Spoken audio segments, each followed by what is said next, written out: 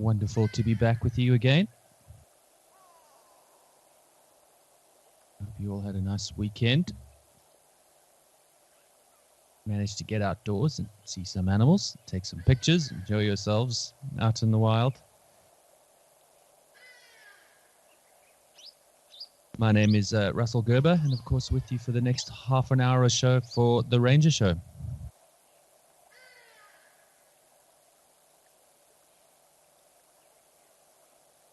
As always, if you have any questions, please feel free to pop those through.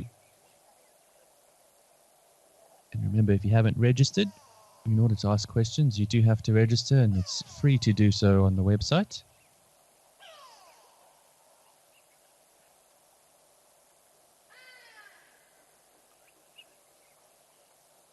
But as always, it's great to have you with us, and thank you for joining us. We started off today at the beautiful Olifants River.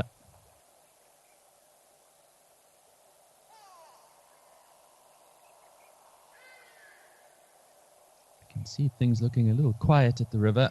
The water level's dropping significantly now.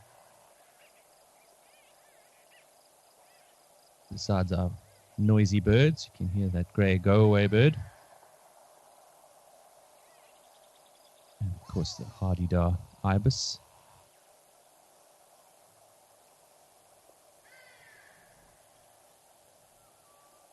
I wonder if that's a crocodile on the side of the bank there. It might just be a branch. Have a look in a little while.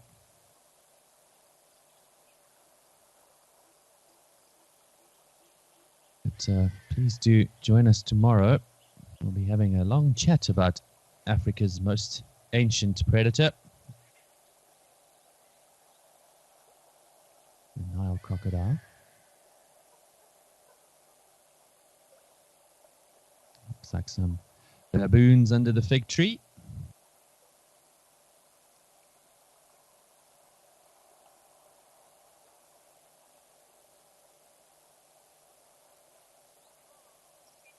They seem to really enjoy this spot. It's obviously an area that they do get good fruit.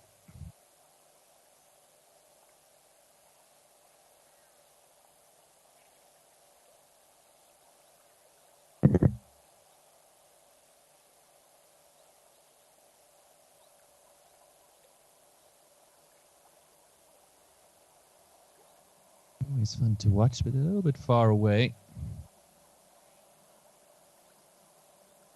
Good to see you in the shade there. But as always, we do have some highlight videos lined up for you.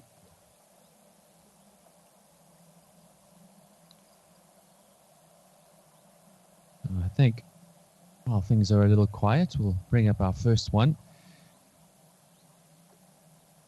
This was a great video from Nkoro, a couple of lionesses hanging out near the cameras. So we'll have a look at that and give you a chance to watch and enjoy it.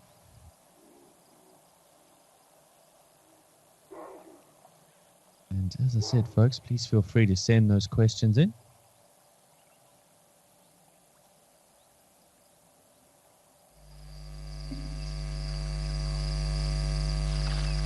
So here we go with this lovely video. As you can see, a couple of lionesses.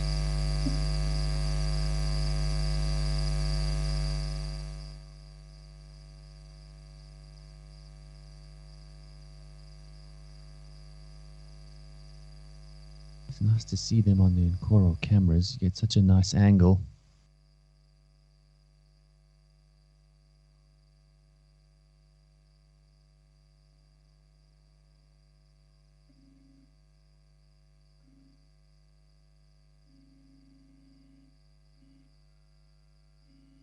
Not a camera that we tend to get a lot of lion activity at.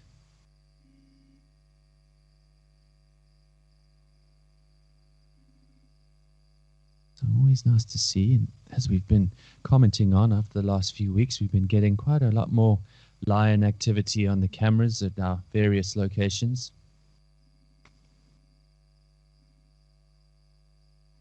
As I've mentioned, it's partly due to the fact that many of the prey species are being forced closer to their permanent water holes.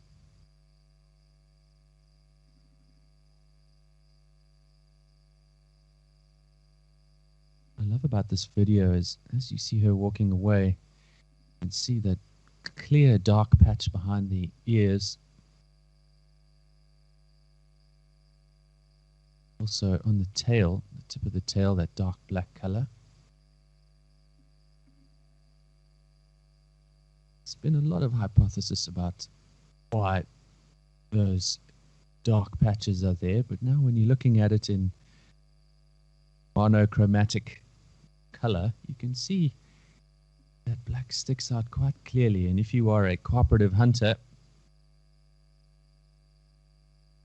acting as a pride and moving through the thick grass or behind your other pride members, it is a way for you to know where your teammates are hanging out.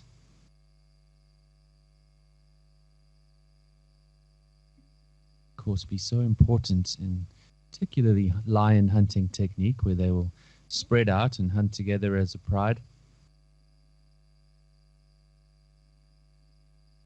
Give themselves the best opportunity possible of actually taking down a prey species.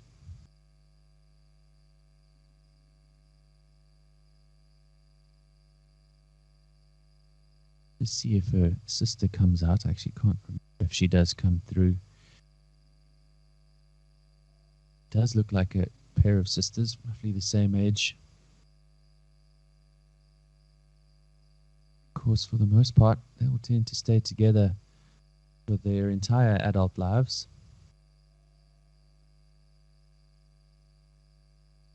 Pride together. And often they'll be a part of their mother's pride as well, or their natal pride.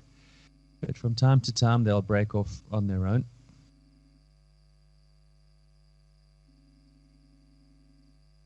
Start their own prides.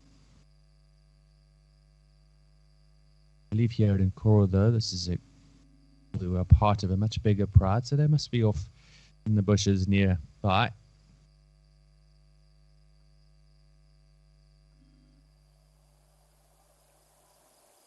Going back live now to woolly fronts, but yeah, a really awesome video of those lions in Koro.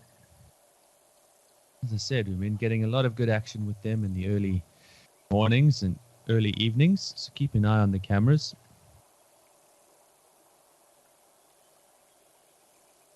Let's go over to Tau. I mean, not to Tau. Let's go over to Tembe, actually. Pop over to Tau a little later. But I think our 2:30 elephants have arrived. There they are. Thank you for coming. Always nice to have them arrive just on time. You can see a little windy at Tembe at the moment. It's been a fairly big cold front moving through the country and bring some wind to the northeastern parts late afternoons.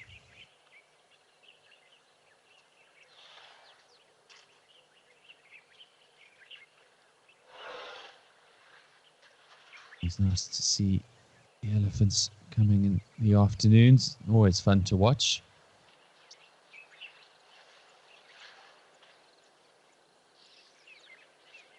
Quick hello to Stephanie and David Hall. Thank you for joining us.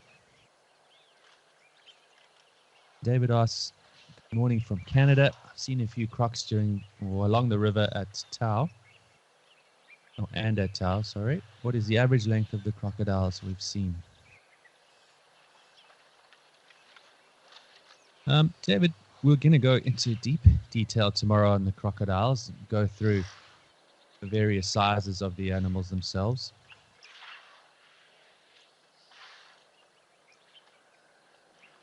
But for the most part, the crocodiles we've seen around Tau and at the river at the moment, at Willifants River, they tend to be more sub-adult or not quite fully grown Nile crocodiles.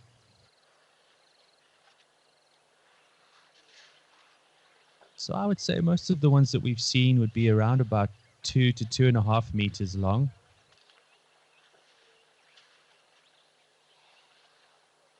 Bearing in mind that a fully grown male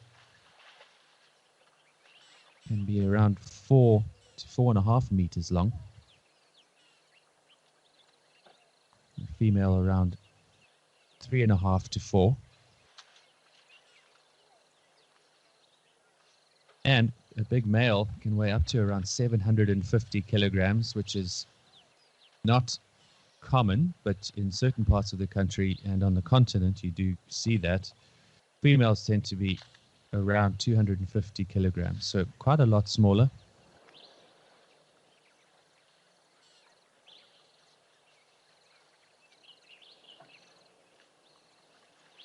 As I said, most of the crocodiles we've seen at Tau and Olifants have been a little smaller than that. I would say probably around the 200 kilogram mark and around 2 to 2.5 meters, I would guess.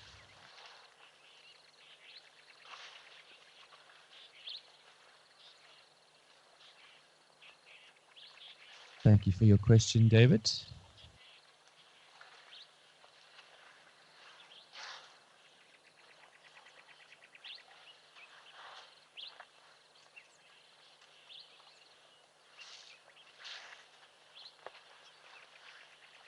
It's lovely to be watching these elephants having their afternoon mud bath.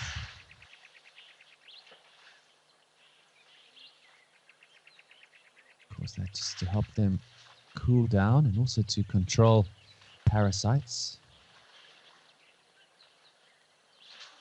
That mud that they throw up underneath their bodies, underneath their softer parts, under their shoulders and under their thighs, where you can occasionally get ticks and other parasites collecting.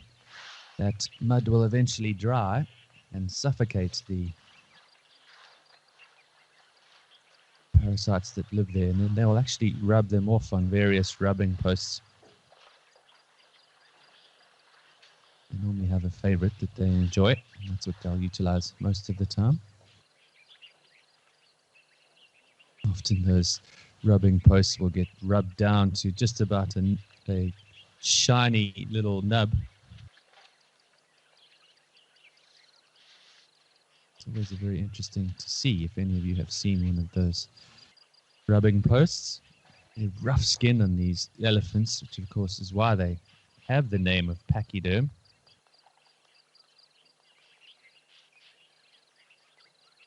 Almost acts as like a sandpaper that smooths them out.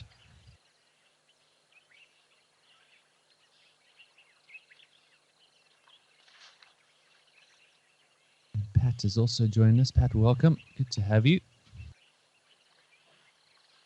Pat asks, what are the sleeping habits of adult elephants?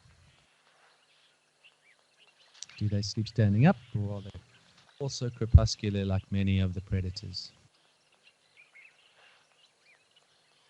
It's a great question, Pat, and actually something that's been quite heavily studied.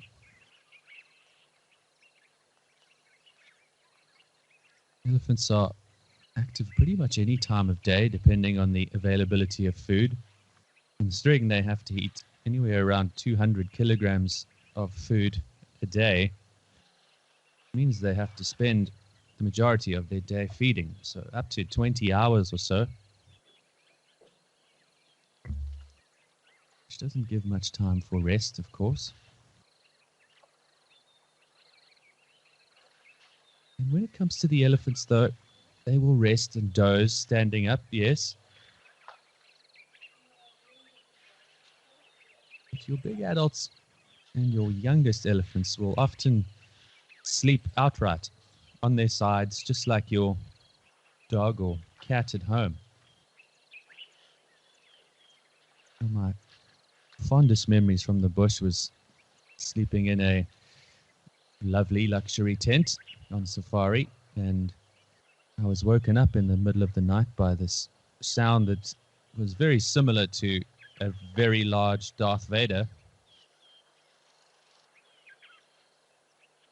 breathing heavily next to my tent, and I wasn't entirely sure what it was until I stuck my head out the window and shined my flashlight in that direction.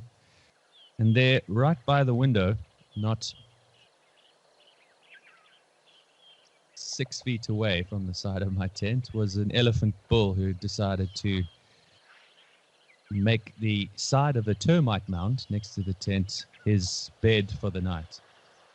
So they'll often use a little slope like that to make it easier for them to get up. So they'll lay down on their side against the termite mound. So that angle gives them a little bit of leverage to help them stand up when they do wake up.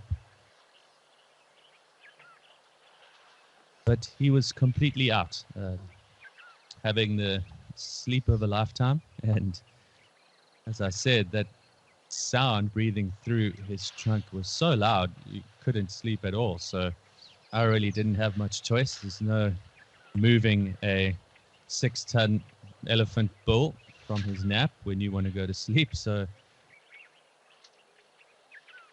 I just picked up my book and had a little read until he finally moved on about 2.5 hours later. But they do sleep, absolutely. Most of the time they will just doze, as I said, doze standing up and rest their brains in that way. But the older ones, they feel safe enough because they have very few natural predators. They will happily sleep on their sides. And when they are very young, you'll often see little youngsters sleeping in the middle of the herd. Often be in the shade of mom or their aunties or their siblings. Or they'll just take a lie down under the trees if the elephants are, or the adults are feeding on the foliage in the woodland. So, yes, they do sleep.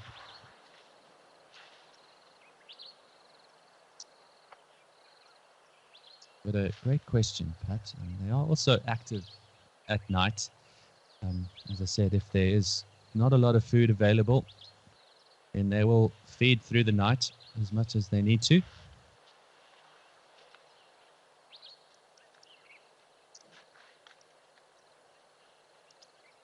Once they get to a certain size, of course, they really have no real predators to worry about.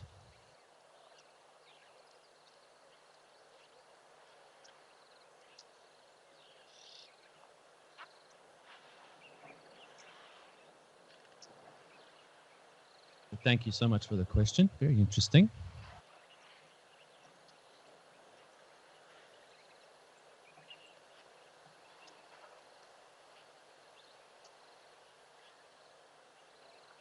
Looks like our elephants are moving on. We've got one more question that I wanted to answer from Wawa.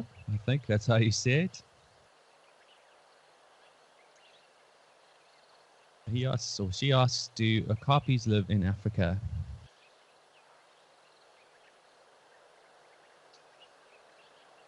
Yes, they do, Wawa. Not in southern Africa. I sometimes call them the forest giraffe. Zebra giraffe, but it's actually an animal that's endemic to the DRC, or Democratic Republic of Congo.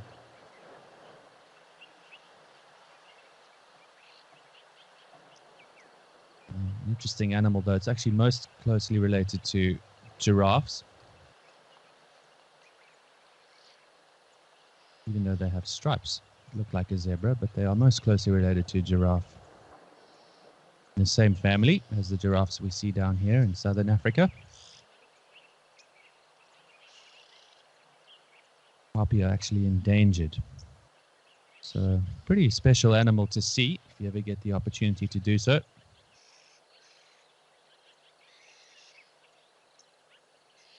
Thank you for the question. Very interesting.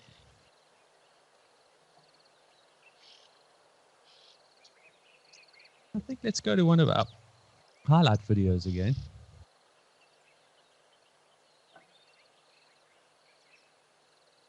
This one was taken from Naledi, Civet in the tree. I think it was in the tree. If not, we definitely had highlights of a civet in the tree the other day, but this one is actually not. This one's just by the waterhole. You can see him coming down. Very similar looking to raccoon.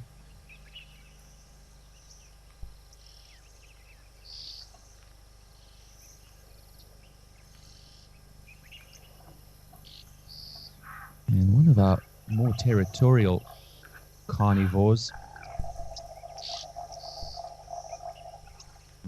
almost daily or nightly walk their territories, scent marking as they go.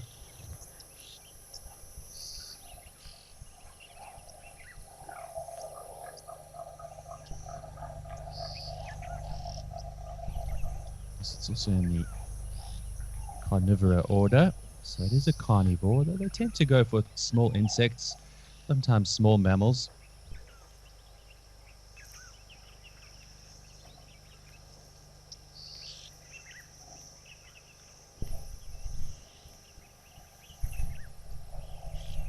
You often find these little middens that they leave behind of insects like millipedes that they often eat, and you'll see it in the dung or the scat from these animals. In amongst that, you'll often see some fruit, seeds, other things like that. So though they are considered carnivores, they do eat fruit if required.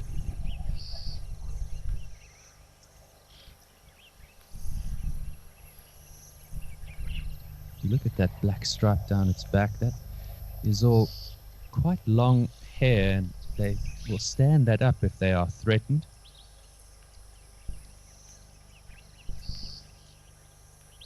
It's like a civet mohawk if they are under threat from any predator.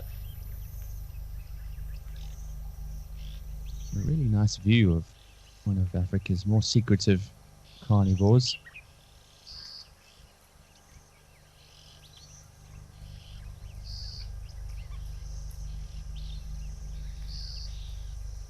Most of the time they're solitary, which is generally how we've seen them on the cameras.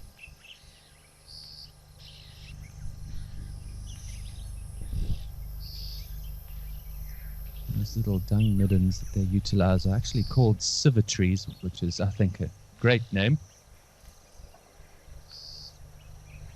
Highly civilized name for a latrine.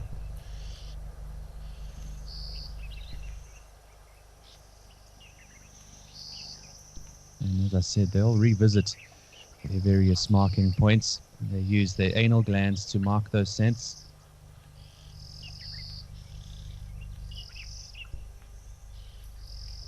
Often there'll be several individuals who will do the same, but if they do come across each other, they will fight if they're evenly matched.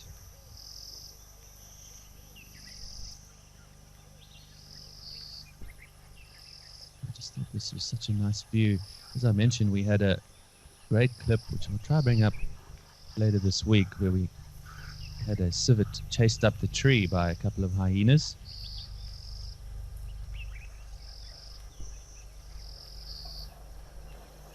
It has been recorded that the hyenas have preyed on civets before. I've actually also seen leopard take one down before. Other than that, they're not commonly preyed upon by the big predators. There you can go, it's scent marking there.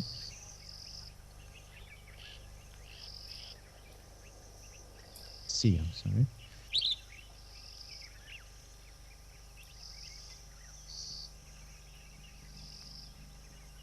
A lovely view of a really beautiful animal. Let's go back live now.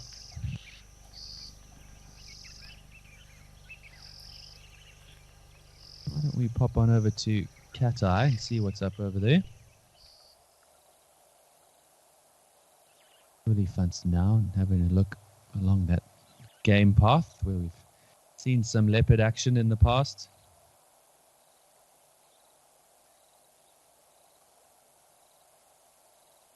Yeah, let's head on over to Cat Eye and see what we've got there.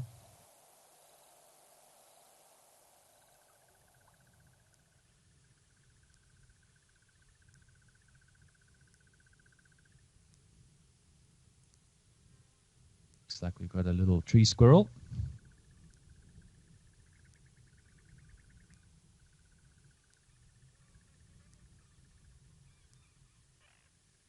Pat also asks, civet oil was commonly used in the fragrance industry.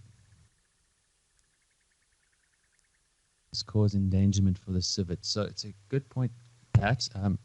So far, fortunately, in Africa, the African civet is actually relatively common and pretty secure in this region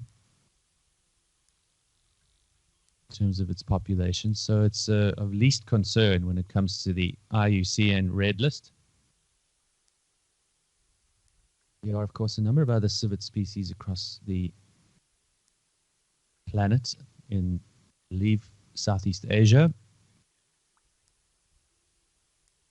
parts of India as well, and then I think South America too, but I could be mistaken on that.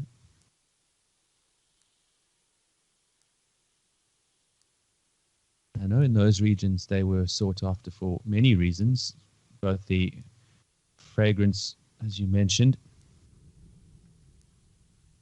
fragrance industry, but then also, of course, that crazy coffee, which I think is from Southeast Asia.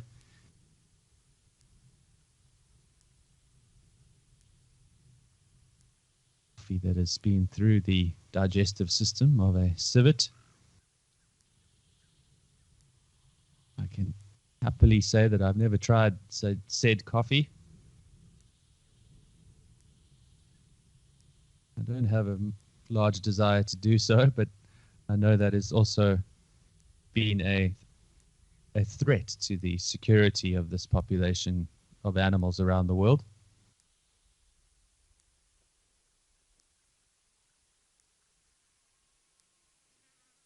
But thank you for your comment, Pat. Yeah, it's something we always have to be concerned about. Fortunately, for the time being, the African civet is still pretty secure.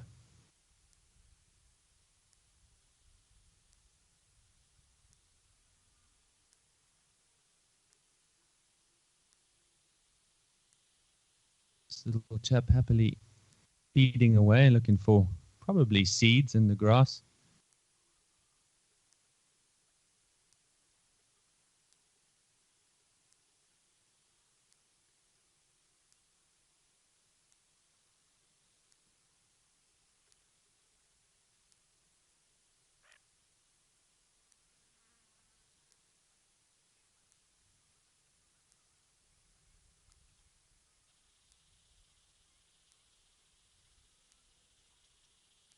Seems very busy on the ground there. I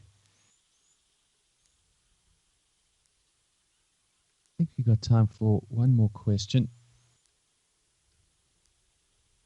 Suki V commented, "What a beautiful civet video." Thank you, Suki. I'm glad you liked that. It's lovely to have you with us. Susie asks, I noticed hair on the baby elephant. Does this have a purpose? So, another good question, Susie.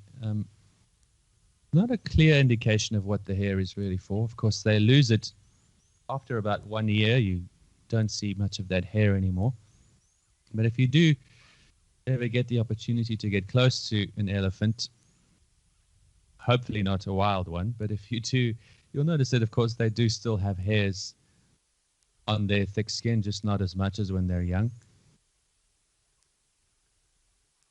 And there is a suggestion that the hairs on the babies they're quite soft and they're long, hollow hairs, and there is a suggestion that that helps them to transfer heat, to stop them from overheating when they are smaller like that. Just being in such tropical countries or dry and hot countries, climates is, of course, something they always have to be combating from their bodily functions, trying to stay cool and stay hydrated. So there is a suggestion that the hair actually helps to cool them down.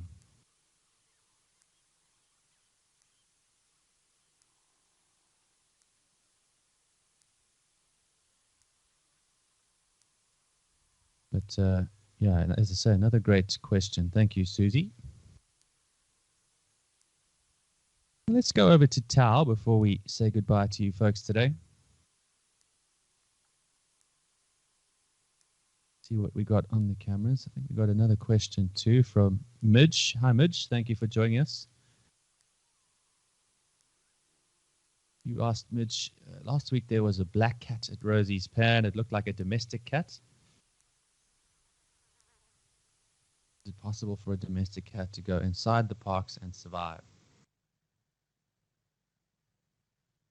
Midge, a great point, and actually a difficult conservation question as well, because it's always an issue that we have with species that are similar in terms of their evolutionary history to domesticated animals and the transfer of diseases between them. If you consider buffalo and cattle, potential overlap of diseases there. We've got domestic dogs and wild dogs that we spoke about last week. Threat of rabies and canine distemper. And for the African wildcat, the small spotted cat,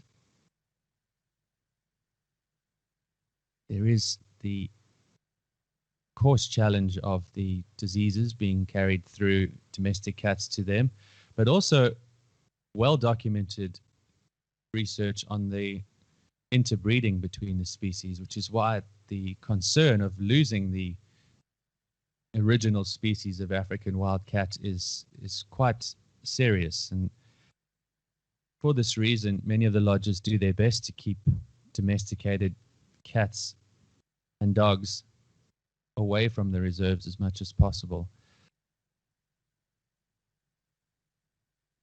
And that can only really be done by looking after the fences, and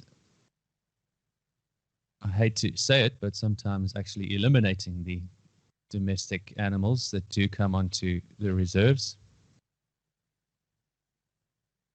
And of course, as you mentioned, a major threat to them is the potential of predators themselves. A leopard, a caracal, certainly lion, hyena, any one of those animals would kill a domestic cat if they manage to sneak up on it. Even a large bird of prey, from a giant eagle owl to some of your bigger eagles like a martial eagle, they would also kill a domestic cat. So yeah, a very dangerous environment for them, and they tend to not last particularly long. Obviously, it depends on the individual animal.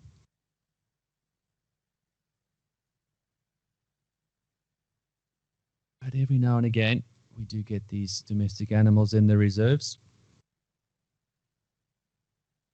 It's just a part of the difficulty of humans and wild living on each other's doorsteps.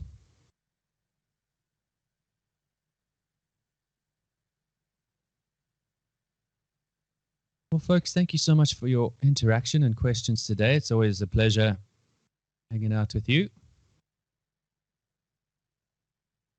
Beautiful grey heron while we pan across, and a nice crocodile here at Tao. Tomorrow, of course, we will be chatting all about the crocodiles. Mr. Phil Stephanie is finally back from safari, and he'll be joining us tomorrow for the On Point show.